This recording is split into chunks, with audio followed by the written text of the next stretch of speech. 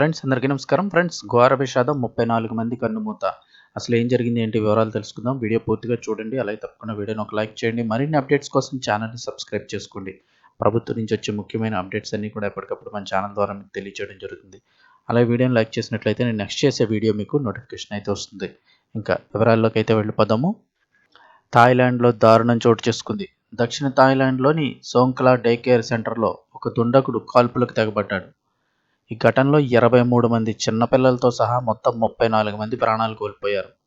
అయితే 34 మందిని హతమార్చి అనంతరం తాను కూడా కాల్చుకొని నిందితుడు మృతి చెందినట్లు తెలుస్తోంది. ఈ ఘటనపై కేసు నమోదు చేసుకున్న అక్కడి పోలీసులు దర్యాప్తు చేపట్టారు.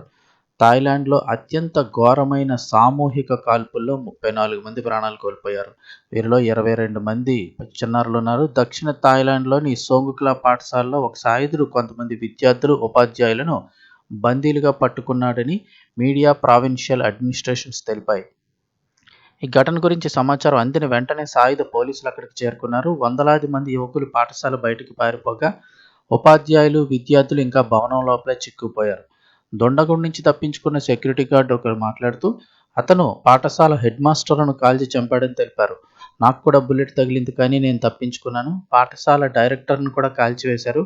ఇంకా చాలామంది పిల్లలు లోపల బందీగా ఉన్నారంటే ఆయన వివరించారు. పోలీసులు చెప్పిన ప్రకారం కాల్పులు జరిపిన వ్యక్తికి 18 ఏళ్లని తెలుస్తోంది. దుంగ్లుంగ్ జిల్లాలో అతను ఇంటి వద్ద అస్తవ్యస్తంగా ప్రవర్తిస్తూ తల్లిని కూడా బెదిరించినట్లు పోలీసులు నివేదించారు.